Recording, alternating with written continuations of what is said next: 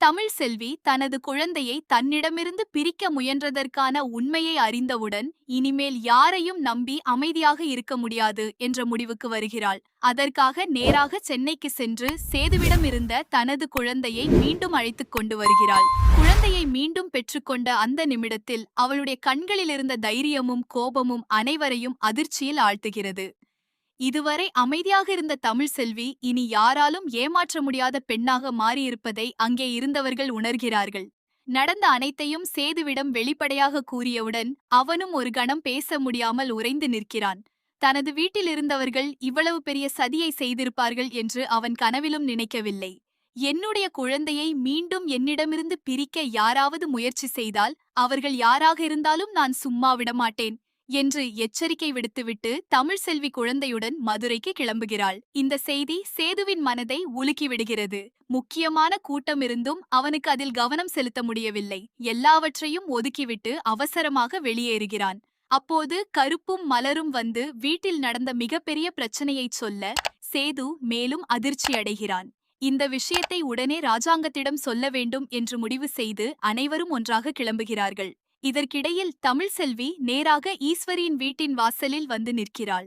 அவளை பார்த்ததும் ஈஸ்வரி, சித்ரா, மோகனா ஆகியோர் வெளியே வருகிறார்கள்.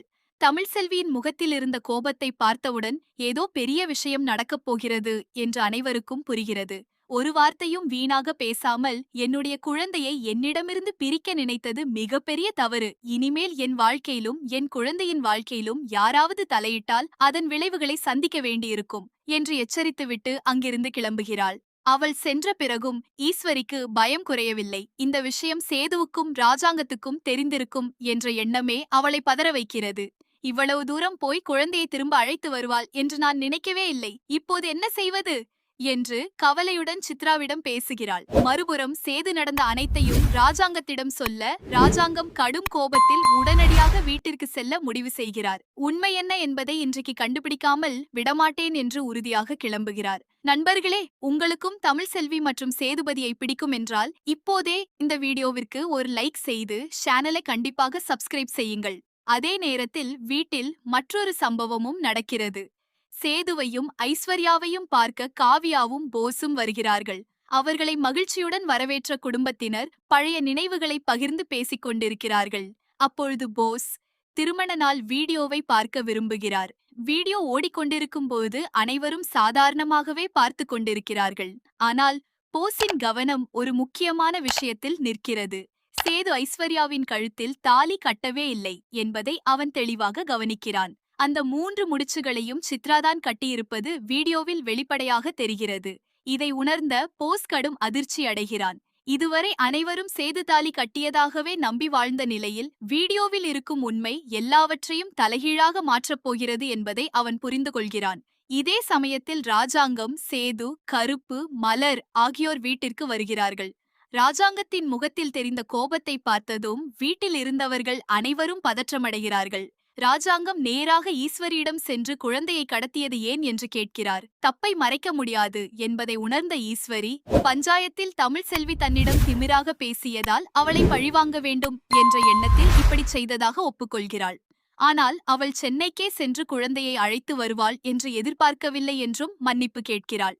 இதற்கிடையில் போஸ் அனைவரின் கவனத்தையும் ஈர்த்து, ஒரு முக்கியமான உண்மையை நான் சொல்ல வேண்டும் என்று கூறுகிறான். சித்ரா உடனே அவனை தடுக்க முயற்சிக்கிறாள்.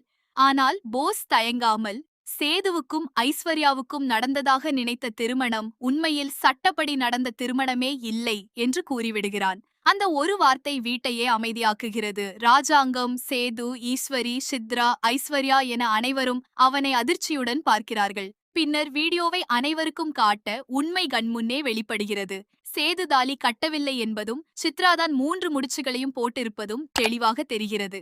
இதை பார்த்த ஐஸ்வர்யா மனமுடைந்து கதறி அழுகிறாள். இத்தனை நாளாக சேதுதான் எனக்கு தாலி கட்டினார் என்று நம்பி வாழ்ந்தேன். ஆனால் என் வாழ்க்கையே பொய்யாகிவிட்டதே என்று சித்ராவிடம் கேள்வி கேட்கிறாள். சித்ராவோ பதட்டத்தில் நடந்த தவறு என்று சமாளிக்க முயற்சிக்கிறாள்.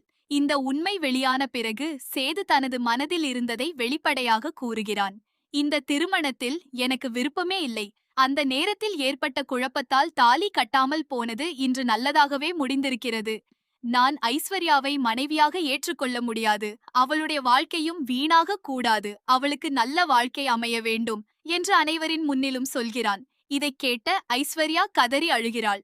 நீங்கள்தான் என் கணவர் என்று நம்பி இத்தனை நாள் வாழ்ந்தேன். ஒரு நாள் உங்கள் மனம் மாறும் என்று காத்திருந்தேன். இப்போது இப்படி சொல்லிவிட்டால் என்னால் எப்படி வாழ முடியும் என்று கண்ணீருடன் கேட்கிறாள். ஆனால் சேது மிகவும் உறுதியுடன், என் மனதில் உனக்கு மனைவியாக இடமே இல்லை. இனிமேல் என்னை கணவன் என்று நினைக்காதே. உனக்கு நல்ல வாழ்க்கை கிடைக்க வேண்டும். வேறு ஒருவரை திருமணம் செய்து சந்தோஷமாக வாழ வேண்டும் என்று கூறிவிடுகிறான். இந்த முடிவால் குடும்பத்தினர் அனைவரும் அதிர்ச்சியடைகிறார்கள். ராஜாங்கமும் ஒரு கணம் என்ன பேசுவது என்று தெரியாமல் நிற்கிறார். சேது தனது வாழ்க்கையின் உண்மையான நோக்கம் தனது குழந்தைகள்தான் என்று அனைவருக்கும் விளக்குகிறான். எனக்கு என் குழந்தைகளே உலகம். அவர்களை விட்டு வேறு எதையும் நான் நினைக்க முடியாது. இனிமேல் அவர்களுக்காக மட்டுமே வாழ விரும்புகிறேன் என்று கூறி மேலே செல்கிறான். குழந்தையுடன் பேசிக்கொண்டு மகிழ்ச்சியாக இருக்கும் சேதுவை பார்த்த ஐஸ்வர்யாவின் மனம் மேலும் உடைகிறது. பின்னர் அவள் ஈஸ்வரி மற்றும் சித்ராவிடம் சென்று, என் வாழ்க்கையை ஏன் இப்படி மாற்றிவிட்டீர்கள்? நடந்த உண்மையை ஏன் என்னிடம் மறைத்தீர்கள் என்று கேட்கிறாள். ஈஸ்வரி தனக்கும் இது நினைவில் இல்லை என்று கூறி தப்பிக்க முயற்சிக்கிறாள். ஆனால் ஐஸ்வர்யாவுக்கு அந்த பதில் திருப்தி அளிக்கவில்லை. அவளுடைய வாழ்க்கை முழுவதும் பொய்யின் மீது கட்டப்பட்டிருந்தது என்பதை உணர்ந்தவள் தான் செய்த தவறுகளையும் நினைத்து மனவேதனையில் மூழ்குகிறாள். அதன் பிறகு இன்னொரு அதிர்ச்சி வெளிவருகிறது. ஐஸ்வர்யா கோபத்தில் பேசிக் கொண்டிருக்கும் பொழுது தமிழ் செல்வியை வீட்டிலிருந்து வெளியேற்றுவதற்காக ஈஸ்வரியின் ஆலோசனையின்படி தானும் உதவி செய்ததாக தெரியாமல் சொல்லிவிடுகிறாள். அந்த பேச்சை ராஜாங்கம் மறைவாக கேட்டுவிடுகிறார். உடனே அவருக்கு கடந்த காலத்தில் நடந்த அனைத்தும் ஒன்றன் பின் ஒன்றாக நினைவுக்கு வருகிறது. தமிழ் செல்வி எந்த தவறும் செய்யாத போதும் அவளை குற்றவாளியாக நினைத்து வீட்டிலிருந்து விரட்டியதையும் அவளது கண்ணீரை நம்பாமல் விட்டதையும் நினைத்து அவர் மனமுடைந்து போகிறது. உடனே அனைவரையும் கீழே வரச் சொல்லி உண்மையை கேட்கத் தொடங்குகிறார். ஆரம்பத்தில் ஈஸ்வரி, சித்ரா, ஐஸ்வர்யா மூவரும் மறுக்க முயற்சிக்கிறார்கள். ஆனால் ராஜாங்கம்தான் அனைத்தையும் கேட்டதாக கூறியதும் அவர்கள் பதறி நிற்கிறார்கள். சேதுவும் உண்மையை சொல்லும்படி கடுமையாக எச்சரிக்கிறான். இறுதியில் பயத்தில் ஐஸ்வர்யா முழு உண்மையையும் ஒப்புக்கொள்கிறாள்.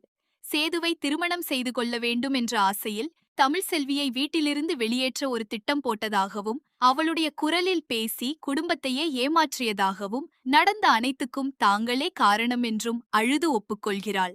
அந்த ஒப்புதல் அனைவரையும் அதிர்ச்சியில் ஆழ்த்துகிறது. சேது தனது தவறை நினைத்து மனமுடைந்து கதறுகிறான். தமிழ் செல்வி பலமுறை உண்மையை